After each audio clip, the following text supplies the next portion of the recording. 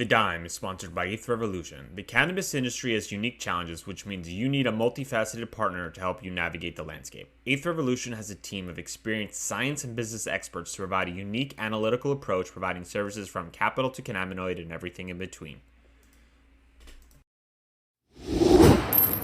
This is The Dime. Dive into the cannabis and hemp industry through trends, insights, predictions, and tangents. What's up, guys? Welcome back to another episode of The Dime. As always, I've got my right-hand man, Kellan here with me. And this week, we've got a very special guest, Jordan Highley, investor and educator. Jordan, how you doing? Welcome to the show. I'm doing well today, guys. Thanks for having me on. Happy to talk about cannabis and this big generational opportunity no one seems to be aware of. Yeah, and some people may aware of, and we're excited to kind of get the others that are not aware of a little more excited. Kellan, how you doing today? I'm doing well, Bryan. How about yourself? Doing good, thank you. So I think before we start, Jordan, I think it'd be great for our listeners to get a little background about you and kind of what got you interested into cannabis. Okay, so I'll try to keep that short. I studied at university with the idea of becoming a teacher. So sort of communicating and teaching has always been something that I'd like to do and wanted to do. What got me back interested in cannabis, though, I would just want to say that, as a teenager in a culture where, you start drinking early in high school, and then there's cannabis, and you're told growing up that cannabis is what's going to kill all your brain cells. And then just by personal experience, like, well, that doesn't seem to be the case when I try one, versus the other. And so for me, what just became very interesting about cannabis was, returning to Canada in 2017. So I'll touch a bit on that in a moment, but returning to Canada and seeing that it was going to be a reality that in Canada we were legalized. And that was a process that was being done. Now, just to backstep a bit, I said I studied to be a teacher, and then I could have gone to teacher's college in Canada for 2 more years. So it's like I could have paid for more training to become a teacher, or I knew that there was the opportunity to go teach English in Asia. And that just caught me. I was like, I thought about it a lot, and I was like, that just sounds like a better play to go get paid to teach, to learn, actually do it, and then get to travel and all that. So I took a different path. And that's sort of probably what's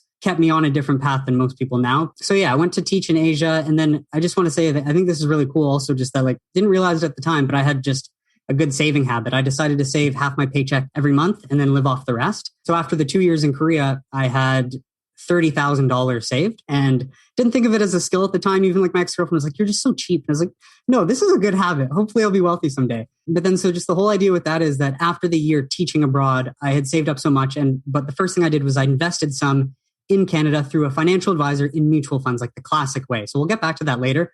But that's just something I did initially. Then I went to travel for a whole year with 20 grand. And that sort of just opened my eyes to the value of $1.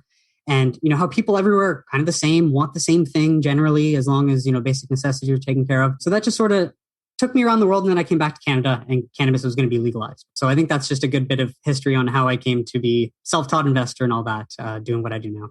I just have a random tangent I have to ask. Were you part of the TOEFL program? No, not TOEFL, but I did United TESOL. Okay, my sister was part of TOEFL and she taught in Asia for 5-6 years. So I just figured I might as well throw it out there. You never know. Yeah. No, it's cool. They're sort of similar in that they're required to get into Japan, China, and Korea, some of the more restricted countries, I guess, for teaching, and because they'll pay you a better salary and all that. So they want you to have more training. But it was just such a cool experience. And I honestly had some of the best times of my life. So looking back, I was just so grateful I did that. But then I just want to take this point and then lead that into how I became an investor. Yeah. Because so I had that 10,000K I invested in classic mutual funds through a financial advisor, because I just asked my dad, I was like, hey, I need to build some wealth. How do I do this? And so it was funny though, because a year and a half after that initial investment, I'd come back from traveling and decided to come home and just start over sort of thing. And I found out that I owed $1,400 in tax penalties because I invested when I was a non-resident. So I'd come home, visited for a month, invested that 10K, then went backpacking. If you're not living in Canada, you can't use a TFSA, which would be like your Roth IRA, because you're not living there paying tax.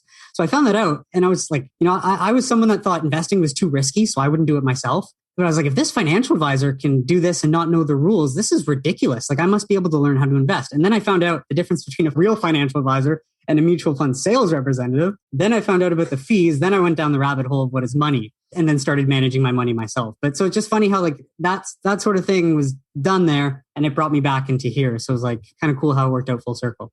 I applaud you for kind of going down that hole and figuring out and not being deterred from the call it failure, the bad experience, because a lot of people might be a little more hesitant to kind of continue on that same path.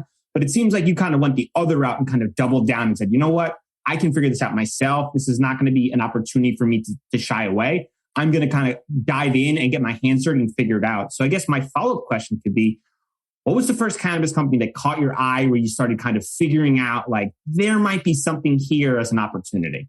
Yeah, so good timing. So I think this whole kerfuffle with that financial advisor happened around September of 2017. And then it was November 2017 that I got around to opening my first self-directed investing account. And that was Aurora, actually. So my first try investing was with Aurora Cannabis back in 2017 before everything had gotten a little bit out of control valuation-wise. And it opened my eyes. Within 2 weeks, I had doubled my money with equity. And I was like, holy crap, investing works. So it was Aurora. I was in, I think I bought it $257. I sold out 2 weeks later or a week later at $5 and something just because I didn't know what I was doing, but I was like, this can't go on forever.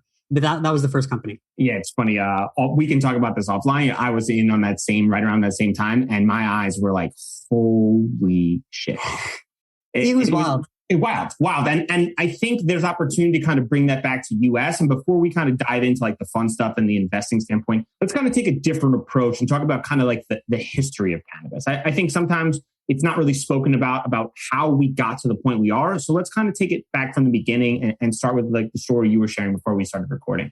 Good point. Yeah. So, well, on my channel too, I did a series last year called Reality Check Cannabis in 2020, and I did an 8-episode series. Forget exactly, but at that time I was like, okay, this is like, I had the thought last year that the Senate and the Biden could win. The Senate could actually flip just because things had gone so far one way. It almost just feels like it has to go back the other way. I had learned a lot about the history of cannabis myself there too. And it was just how first discoveries or first findings of it goes back 10,000 years to China, being used as an original sort of textile for cloth, material, rope, and then medicine. There's actually an excerpt that I have from that series. So it's a bit of a rap. Like I rap on the series. So I'm just going to go through it for you guys here. But just goes to show it's like an entertaining way to sort of learn the medicine. But then what I'll get to is like the factors that helped it become illegal. That's something that I learned. And I just want to mention because you can look at it and just realize that it's just people that had power that made decisions, and it can be changed, but it's just crazy that it hasn't since then. But learning about like how cannabis as an actual medicine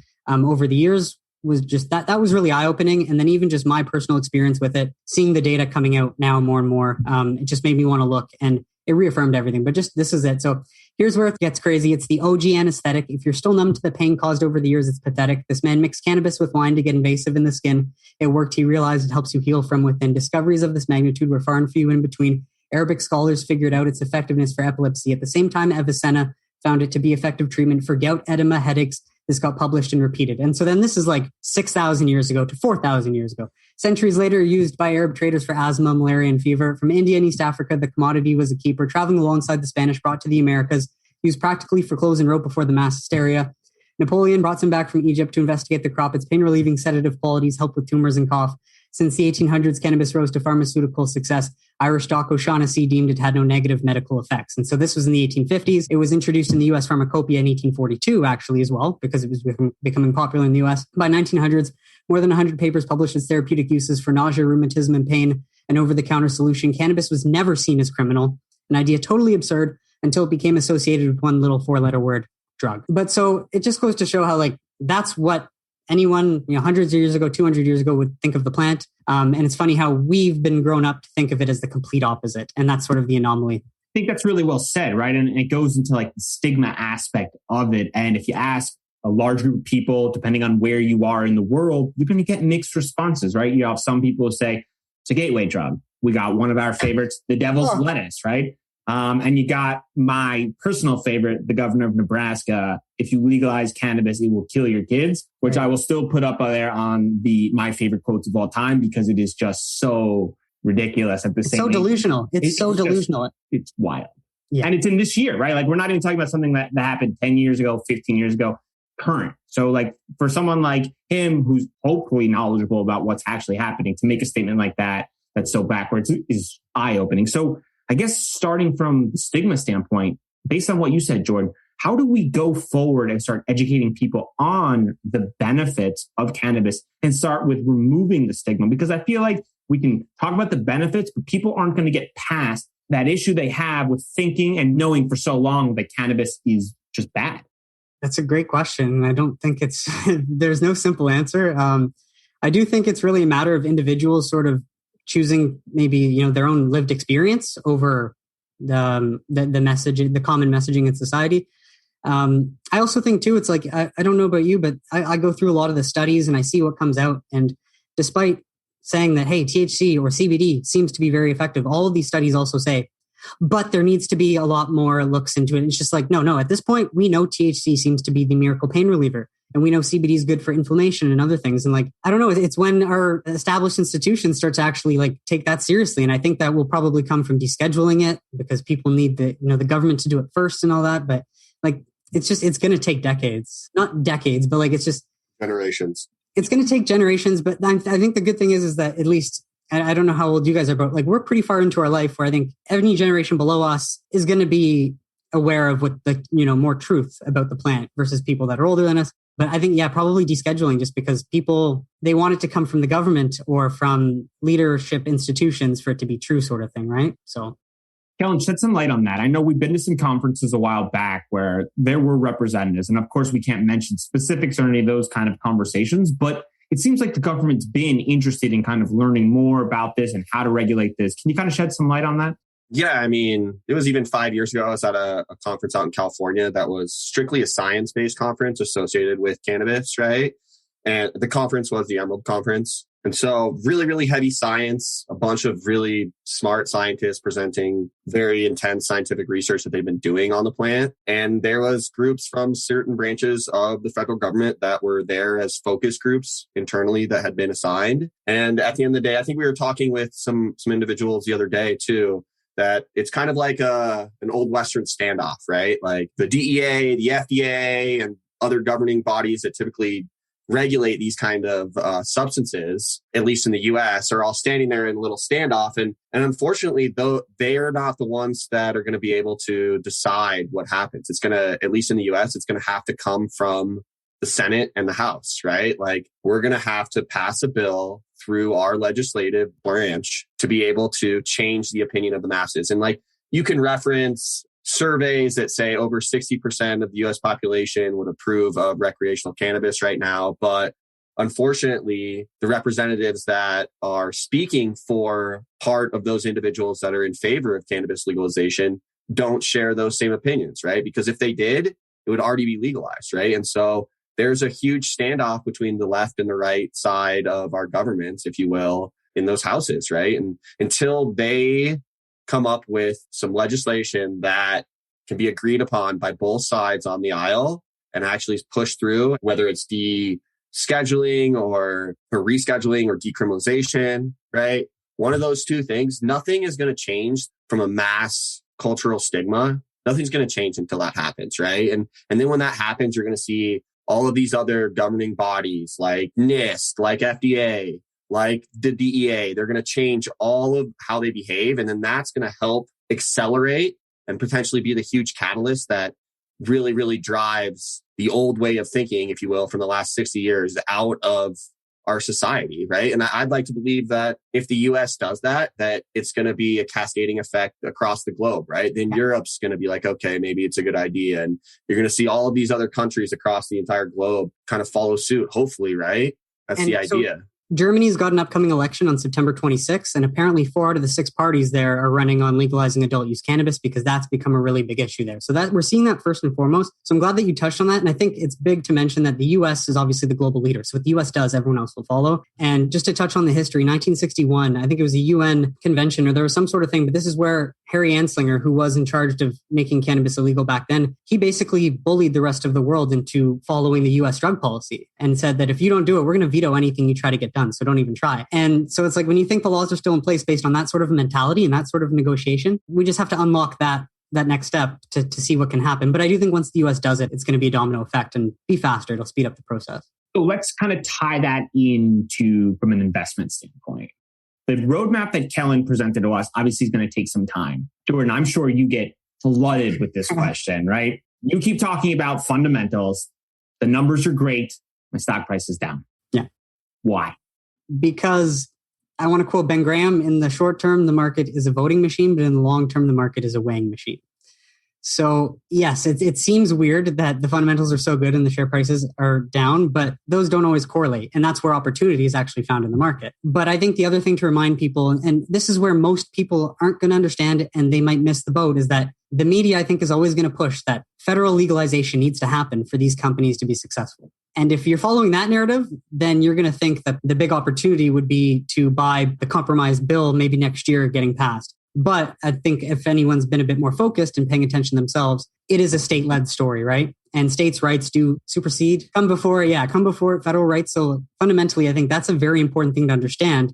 And like you said, if you're living in a state where it's not legal, you don't know it. It's a different world versus states that are. So that's ultimately why, though, just because they don't correlate, but that's where opportunity is found. So I think if you've done the research and you've read enough on it, like I think you probably see what we're seeing as an investor. Yeah. And like, I think you said it really well about that's where the opportunity lies, because I think sometimes people are so short-sighted and looking for that instant gratification of, I bought this stock 6 weeks ago, and since then it's traded even and then down.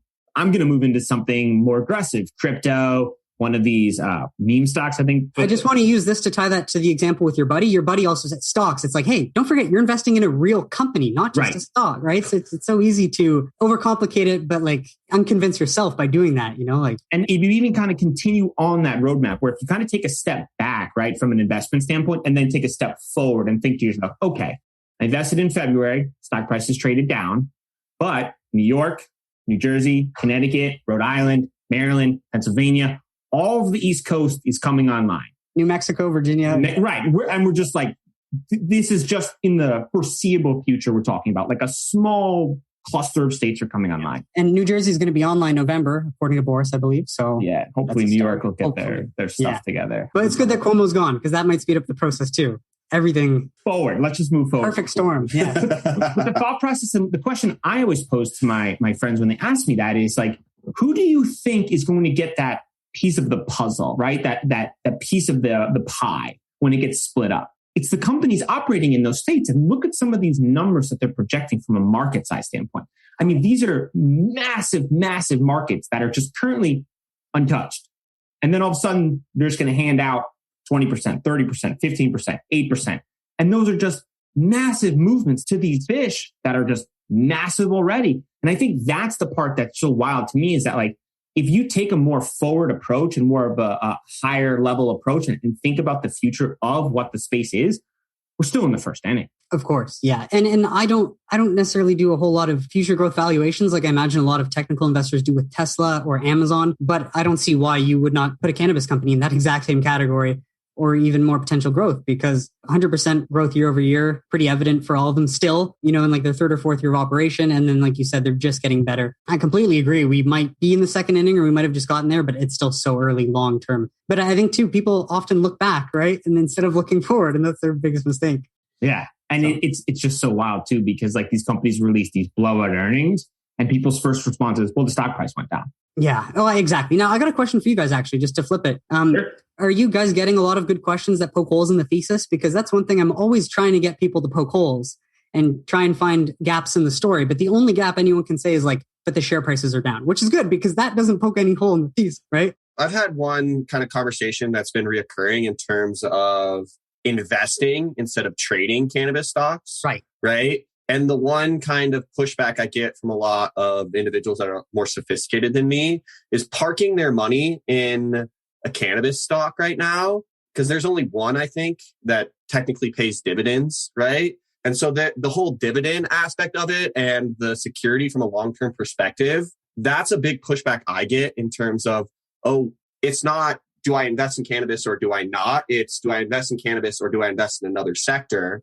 Right. And with the entire market showing so much growth, at least in the US, a lot of individuals have pulled their money out of cannabis because they're trading cannabis stocks. So you see this huge volatility. They're not investing in cannabis companies because there's no incentive. They say, okay, yeah, it's a potential growth story like Amazon or like Google or Alphabet, right? But there's no like passive income for individuals to just park their money there for 10 years while they live off of the dividends or something like that. So that's one pushback I've been given as far as like the true investing in the cannabis sector.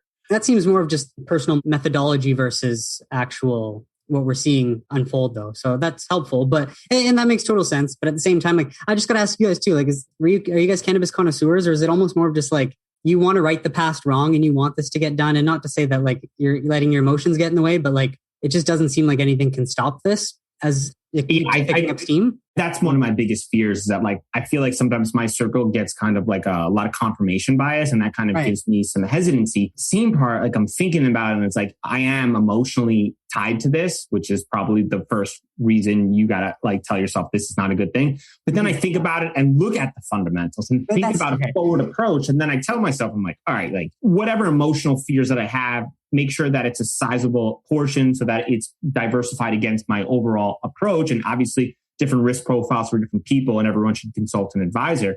But the pushback that I get often is it's the Canadian reference. Well, Aura and Canopy, they were doing great and now they got murdered. Why is the US going to be any different?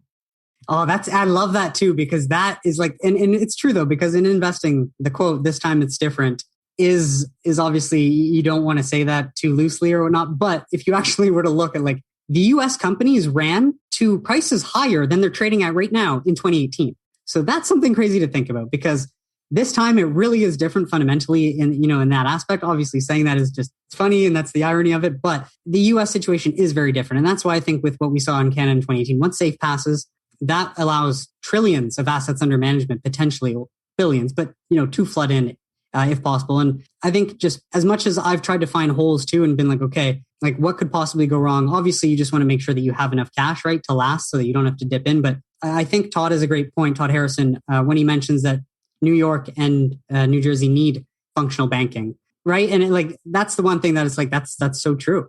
And I don't think you can really argue that. And so that's one thing that at least that's the best case. I still think SAFE's a matter of when, not if, right? But it's just, that's got to come for that to come online. So continue on that thesis though. Like when someone asks, Jordan, why is it different this time? Why is it different than Canada? Why is the US different? What would you say to that? Well, so it's the amount of money that these companies are actually making on the ground. So in 2018, I recall Canopy, I think, was making maybe $20 million. Freya might have been making 25, or like in revenue. So not even earnings. And when Canopy was making 20 million in revenue, they were valued at $20 billion, making 20 million in revenue. And then like Canopy on August 6th, they just posted their numbers, 134 million or 136 million in revenue. They posted a positive net income just because of some of their biological assets, I'm sure. And then, a loss of cash flow, loss of this. And then you look at Curaleaf, valued at 8 billion, posting 320 million in a single quarter. It's just like, it is night and day. It's just because since 3 years have passed, two groups of companies, Canadian LPs and US MSOs have been operating. Canadian LPs have been, growing a ton of cannabis for a market that they can't sell all that cannabis to, and therefore losing money versus, like you've explained, the new markets opening up as these more efficiently run US MSOs are actually not, burning the money that they've been given, working with what they have and, not biting off more than they can chew. And we're just seeing the fruits of that labor. And so you do have to take that step back and see that big overall view. But I think if you can identify that, then the writing's on the wall. Yeah, I think it's also important to mention that I've heard that Curaleaf has actually had inventory problems in the US in terms of not being able to grow enough cannabis to supply some of their markets in different states. Wow. So it's a complete opposite problem. Exactly. And you just have 10 times the people. Yeah, so many people. That too, yeah. Like California has more people than Canada. That is something people just don't, California, fifth largest country in the world by GDP. It's like people don't grasp that, right? Like they don't grasp that concept. And another concept I don't think is understood enough is this whole vertical integration scheme and this inability to kind of operate like economies of scale. And I think we've talked about this a bunch on this podcast, that like this is just another hurdle that the cannabis operators have to fight through, that are going to have to change their business line. And when they do get these kind of chains released and they're able to kind of double down on what they do best, then you can really see core competencies and unique selling points kind of start to shine through. And then you can see the real growth happen, right? Like right now, they're making handover, like just outrageous amounts of money. Like Kellan was saying with Curaleaf, they don't have enough product to keep on the shelf. Like that's just an insane concept. And then here we are on the East Coast. We don't even have dispensaries open. We don't know when, from a New York standpoint, hopefully soon, like you said. And this is the part where it's really attractive. And I guess coming back to you, Jordan, when was the last time or in history, what other sort of opportunities do you see that you can kind of associate with something like cannabis? Yeah, I think it's a good point you mentioned, is that I think most people don't comprehend the scale because it's really difficult and you have to almost practice every day to try and get that under wraps. But I do compare this to like tech in the late 90s. And obviously I wasn't alive or versed in investing then or whatnot, but I remember saying as a teenager, like when I'm an adult, like I would not have missed out on investing in Apple or Amazon, even though I didn't know anything about investing. For some reason, I remembered saying that to myself. And I'm glad I said that and I remember that because it almost stuck. And like, just when I get older, if there's a big opportunity like this, then I want to make sure that I'm in and I'm not going to miss out, because it's just like, being concentrated in an opportunity this potentially big, just based on all the fundamentals. That's where I would say someone who doesn't see this as a good place to park your money, time in the market's better than timing the market for such a big sort of opportunity. But yeah, I'd compare it to tech because, well, prohibition, like my thought too is you've probably heard me say this on the channel, prohibition only ends once in a lifetime usually. Right. And like, how lucky is that? But then the US is 50 individual prohibitions, 18 of which have sort of been, reformed. Only 12 or so are online. We haven't even seen the other 6 come online. And then you've got another 32 states. So how are we not going to be able to play this entire, the cycles of this industry for the next decade? I don't see how that's not an option. The opportunity there too is that from a retail investor, you have an opportunity that's never, ever been presented. Yeah. As opposed to any other industry, because right now I think it's like 4% of institutions actually are invested in the industry. And with this kind of growth potential to be able to participate in something that the big banks can't, that right there is a generational wealth opportunity in and of itself. You know what I mean? Because they're going to want in based on just the fundamentals of these companies. Yeah, I can imagine. And it's weird seeing all of how, whether banks are not allowing people to buy. But then, so that's typically why we might see more selling, because if people can't buy, more but get impatient. But yeah, I think so. Anyone that has enough wealth or money, they're going to be wanting to get in the next 6 months. And that's why we're seeing all this momentum and probably some positive results of the lobbying effort we've seen over the summer so far. And it's just like, I just think it's going to carry on through. Yeah. I think it's going to surprise a lot of people. I think people have heard cannabis and they know about the opportunity. They might not be familiar with some of the bigger players, which they should check out your channel and listen to our podcast if not sure. But I think at the same breath, I think when they see the real fundamentals and they see the total size of these companies, they're going to be blown away by what they've been able to accomplish. And I wonder when we have that first outside industry acquisition kind of come into the space for just a ridiculous amount of money, I think that's when you'll see people go, oh, this is real. Like there's some real companies in here that are starting to really dominate the space. And I think that's going to be the biggest push forward. Yeah. And I don't want to sound too like, not to say, I'll say it first instead, but just like, we don't know what we don't know, right? So as a retail investor too, we don't know how high US capital, once they are allowed to get in, we don't know how high they can take this. And I'm not to say that they're, these companies are going to be worth 100 billion or anything like that. But if we look at Canada in 2018 and these companies were making 20 million in revenue and they got up to 20 billion worth of valuation, there's no reason to believe that when given the opportunity, these companies wouldn't re-rate, shoot up to high 30, 40, most probably more because they're in the US and because the numbers are so much better. It's just, because it hasn't happened, we can't imagine it. But I do think, like you say, it's going to surprise people because it's going to be quick, like it has in the past, right? When it happens fast. Very fast. You don't want to be chasing, you want to be in. So yeah, that's sort of, I see it that same way. So I guess one of the negative standpoints that I think can get brought up, and I think we should do a better job of addressing some of those, because I think sometimes we do kind of like pro confirmation bias. That's kind of what this circle is. So one of the hesitancies that I think some people come to address and say is like, well, talk about the vaping market and how like that had a negative effect. I think there's going to be continued to have negative PR. So Kellan, from your standpoint, obviously cannabis, there's safety issues because people are unsure of exactly what's happening. Plus people are consuming black market products and consuming products from gas stations. Is there any hesitancies from your standpoint that safety could be a reason or health concerns could be a reason that cannabis never makes it to the valuation Jordan's talking about? Yeah, I mean, I've had some conversations with some of my friends, and it is a really unique point in time that cannabis is at right now. I mean, right now you can go purchase cannabis flower that it's clearly unadulterated. It's the flower from the plant. They haven't added anything. And I compare it to, or I didn't, but my buddy compared it to the tobacco industry in the early 1900s, right? And so if we get to a point where cannabis starts to be adulterated. And we saw that in the vape industry with the vape crisis in early 2019. And granted, it wasn't legal companies, it was the illicit market cutting it as they do with other illegal narcotics in terms of stretching what they've purchased, right? But at the same time, if that occurs in other product SKUs across the cannabis industry, it could quickly change the conversation to look at how bad these products are for you. It's a giant health crisis because, I mean, in the early 1930s, doctors were recommending cigarettes and there was no huge health consequences. And then it turns out when they started adding all these addictive chemicals and doing all of these immoral things. Like I said, opioids are healthy for you too, though. Right. Totally. Right. So like that's one area I see that could potentially be detrimental from a PR perspective for the industry. Right. But I think that the way around that is federal legalization and regulation. You know what I mean? Like legalize it and then we can regulate it and we won't have to deal with these issues, you know? That's the craziest thing. Is like there is no black market issue of, stuff coming from China or just wherever, stuff being created without knowing the safety of it. If you just create a legalized market. Right. Besides that's what baffles my mind. At least to counter what your friends say, like it sucks from a PR standpoint. And what's sad is that PR is going to be what's pumped out. But I mean, the good thing is there's also studies like the 1894 British Raj Commission, the Ledane Commission, the LaGuardia Commission, the Schaefer Commission, all these studies over the years, Ganja and Jamaica.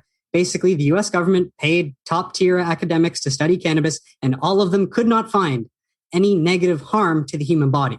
Besides, obviously, putting smoke in your lungs is not good. So that's moderation. Anyone should practice any smoking moderation if you're going to. But like the whole idea is that like we've checked and there's no negative effects. So the only thing left is to deschedule it so that we can actually see what the positive effects are. But like you said, PR is different from reality. So, and I mean, THC has this, like they've done huge toxicology reports on THC because it's a pharmaceutical, right? Like you can go get prescribed a THC pill, right? So like they've done toxicology analysis on it and it's clearly very safe to subscribe as a pharmaceutical. Really? Well, because I wasn't even aware of that. But yeah, no, like Delta 8 and Delta 9 have toxicology studies done on them. We were actually talking to a pharmaceutical chemist who was mentioning these things. And like, he's like, they're completely safe to consume because they had to do those for the pharmaceutical versions of them that are prescribed for cancer patients at this point.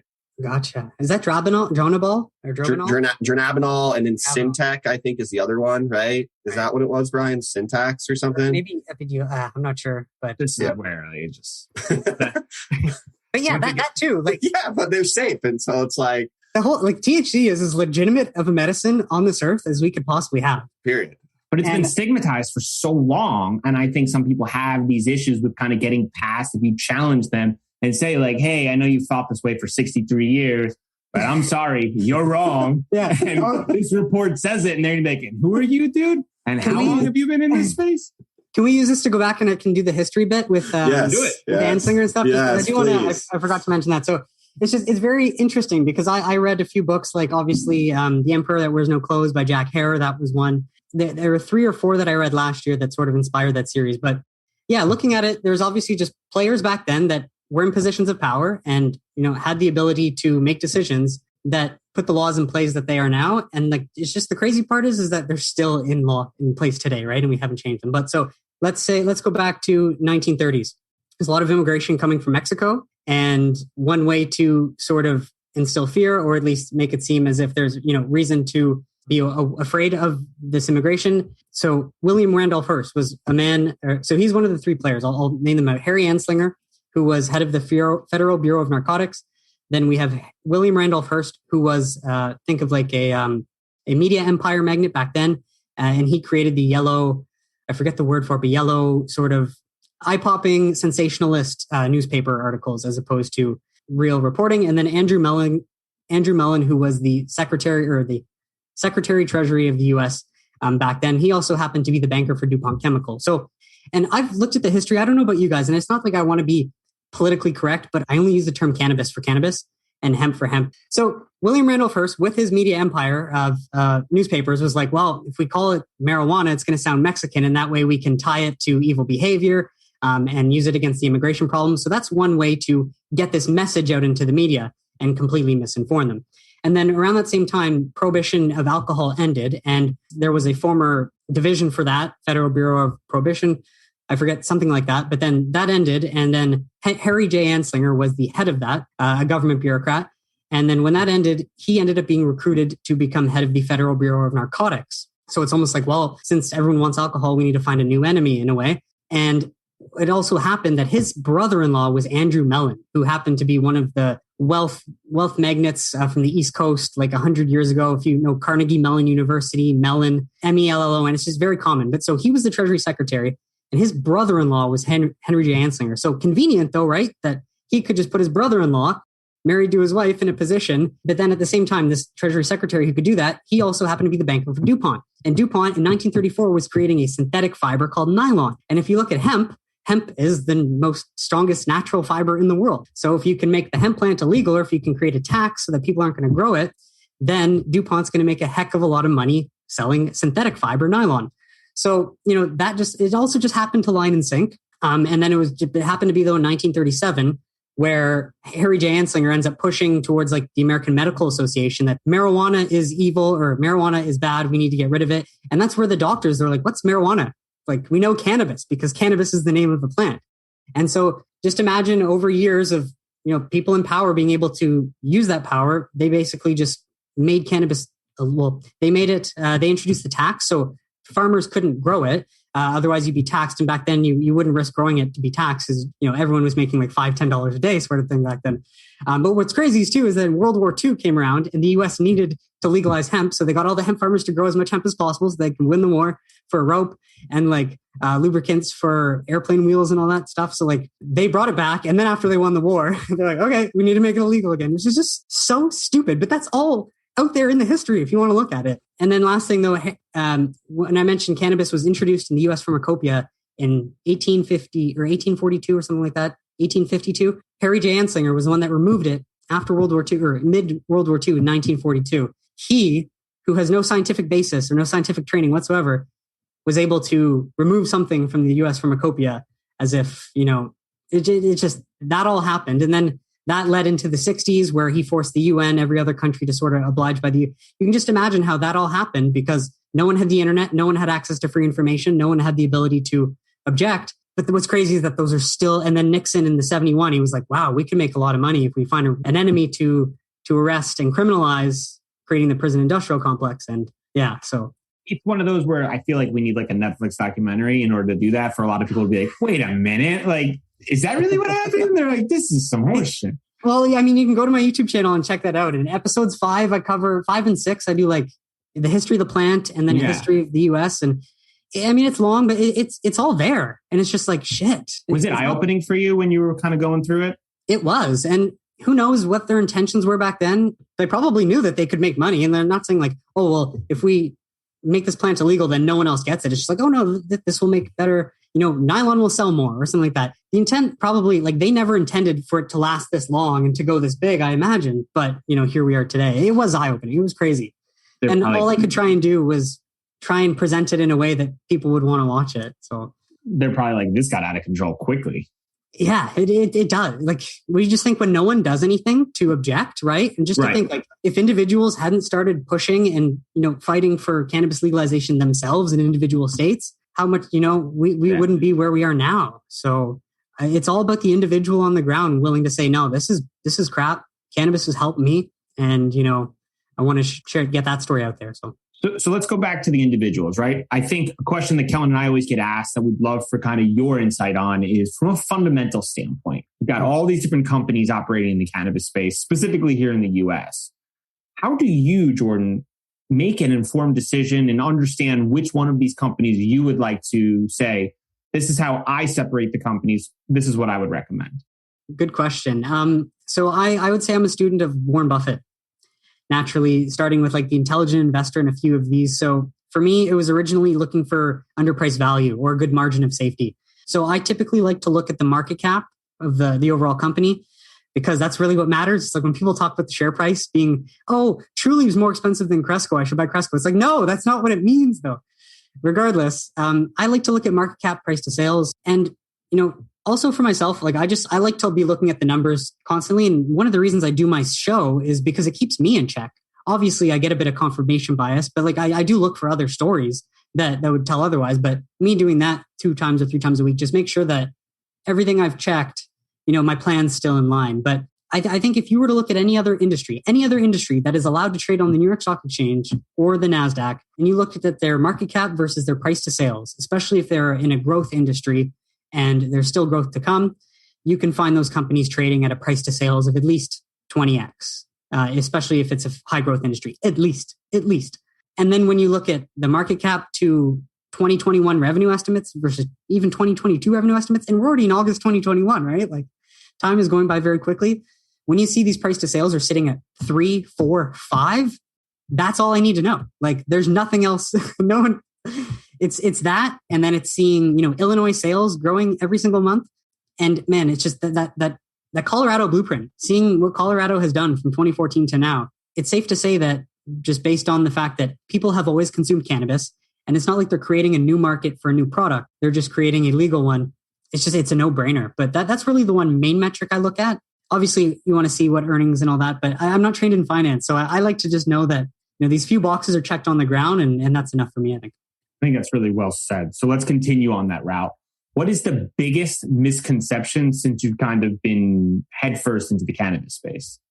That's a good question. Well, I think a big one is that they need federal legalization. And I think I didn't mention this earlier, but I'm glad that you asked this so I can bring it back. In 2018, when we saw the big bull run, that's when August 1st or 2nd, few days into August, Constellation Brands invests $5 billion into Canopy, right? And that's when it took off. And like at that point, I'd invested about 12 grand into Afria, and I had made a plan. I told myself, hey, Jordan, when on October 17th, you're going to sell all of your shares. And then October 17th rolled around and I didn't know anything. I got greedy. I was like, no, this is going to keep going up, classic mistake. But the whole idea for me was like, as long as I don't sell, I won't lose anything. And, it was a long process, but again, I'm glad I held out and I averaged down and whatnot. But that whole point saying is that like, I think people are going to think in the US, federal legalization is going to be that big moment that Canada had. But we know as investors that I think it's safe. It's allowing the capital to flow in. So I think the biggest misconception is just that as time goes on, I think federal legalization is going to take longer and longer. And at the same time, when 91% of America wants it legalized and we're technically living in a democracy, I think at some point you got to make the rules line up with everything too. So like, I imagine they're pushing for that, but regardless of how long that takes, I think the biggest misconception for investors is just keep educating yourself and just looking into why SAFE is that big catalyst and not federal legalization. But I do feel that when SAFE would come, we might see the numbers go super, super high, like overvalued, come pull back down. And then that, whenever that date of legal, it's the same thing. It's a cycle. And I think the biggest misconception is that it's a one and done thing too. Like you can probably play the cycles in the coming years sort of thing because we have so many different separated markets coming online and stuff. So it's just, yeah. I would love to see an article that summarized what other aspects 90% of the United States agreed on, because right. I don't think there's going to be many. I just don't think there's many things. I mean, you could probably find maybe one hand's worth of items, and maybe we should spend some time on the internet looking to see that. But I'd be curious to know how many there really were. Maybe you shouldn't raise your kids to lie. That's probably one thing 92% can agree on. Maybe. I don't know about this data. Right? Maybe. Yeah. There'll be some research study that says like lying is like good for your kids. All right. it keeps your feelings safe, right? Right. Something like that. Like, well, you hurt her feelings, so like, yeah, to lie. All right. Continuing on. Before we do predictions, we ask all of our guests, if you can sum up your experience into a main takeaway or lesson learned to pass on to the next generation, what would that be? Learn to trust yourself. Again, I think that's a big thing. Like being able to become a clearer thinker and think critically, and then being able to trust yourself. Because believe me, for the 2 years that I had invested in Afria and then began averaging down, that was me basically building the stomach to be an investor, but testing everything that I had learned reading The Intelligent Investor and all these different books. And it wasn't easy. But the moment that Afria went from $3 in March to $35 last February, it sort of made it all worth it. And that gave me the confidence that like, wow, I did this once and it was right. And so like, just to say the culture, you go to school and all that, you're going to learn a bunch of stuff, right? And you might be taught a lot of what to think, not necessarily how to think. And so you mean to say like investing in yourself, but trying to trust yourself. I don't know, the more we get older, the more we think that all the answers lie out there, right? But if you can just find the data and do the digging yourself, I think it's just very worthwhile. So just flex that muscle as much as you can, because when you're right, it gives you that confidence and you can keep building that snowball. Well said. All right, it's prediction time. What is the number one lesson that either the U.S. or the individuals operating in the U.S. can learn from the Canadian process of cannabis? Don't allow a big tobacco or big alcohol to get involved. My one thought is just like, obviously now we want to see this happen because cannabis should be legalized for personal choice and just the freedom of that. But like every other industry that becomes corporatized, that's my one worry down the line. So maybe just like, let's just say, I don't keep doing what they're doing. Like what we saw in Canada, it can't happen though in the US. I don't think that's possible. So I want to say that actually, maybe that's the answer, but stick to your guns and trust your gut because what they've been doing seems to work fine, right? So like, also, you know what? It's just like kill them with kindness because I think that's the best thing that they've done so far. But they're doing it as best, like that's how you got to do it. So, Kellan? That once federal legalization occurs, it's not just going to be like you can go buy pot anywhere you want, or you can go get cannabis anywhere you want. And if you're an operator, if federal legalization happens, it's not like the next day you're just going to sell out every single day moving forward. It's still, you're still going to have to build a solid company. These companies are still going to have to figure out where to put their best people in what positions, and they're still going to have to run sound businesses. But it's just going to be a relief that once it does occur from a federal standpoint, but it's not going to change everything overnight, having federal legalization occur. No, I would add too, though, like individuals, let's get these nonviolent drug offenders out of jail. That's huge. Unbelievable. Because listening to, it wasn't your podcast, but it was another one recently with the D'Angelo brothers and just saying how like, that's not the case where they just get released. Like it takes time and it should be the people that put them in jail that should be the ones taking initiative to get them out. That's not the case. No way. So that should be the priority, even like right now in every state that is legalized. For me, I'm going to go with the fact that like, even in Canada, when they were operating in 2018, the industry is still so early. There's still so much to learn, to uncover, to understand in order to improve. And I think patience is going to be such a crucial factor where I think there's a misconception where it's like, oh, you're in cannabis, you must be doing really well. And I think that's kind of a misconception that people don't realize is that the industry is hard. There's all these additional challenges and it's still so early that it's not as established where there aren't these normal practices like in tech or in oil and gas. And I think if you're out there and you're wondering about being in the space, it's still very early, but there's still all these challenges. So I think you can learn from what Canada did, but I think the US is going to make a ton more of their mistakes. And I think we're still so early and we've got a ton more mistakes to continue to make. 100%. And we're still in the first inning. Like that's what's crazy. Agreed. Yeah. Cool. So Jordan, for our listeners that want to get in touch, they want to learn more and they want to see your videos, where should they go?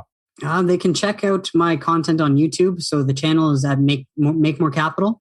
I do 3 episodes a week right now. So Wednesday, Friday, and Sunday. Typically Sunday is the good one with This Week in Cannabis News, but there's just so much news. And so I just try to pump out whatever I can. And again, it helps me with the research. But other than that, if you're on TikTok, I actually go by Highly Invested. So it's a different handle in there. Instagram, Make More Capital. And I had a podcast too called Highly Invested. So people can check that out. But that was more of like my entrepreneurship journey and same idea you guys are doing, communicating with other like-minded people to learn and just share the knowledge. So all those places. We'll link that all up in the show notes and we'll have to have you come back on and when we get some good announcements here and kind of dive into the fundamentals. So appreciate your time. Thanks, Jordan. Thank you guys for having me. It's been a pleasure. And yes, after SAFE, let's do that. So then we can yes go over that, but then also prepare that like there's still going to be lots to come because there's still so many states that haven't even gotten started. So right. We can all be here celebrating with champagne as our stock prices just go right down. And cannabis.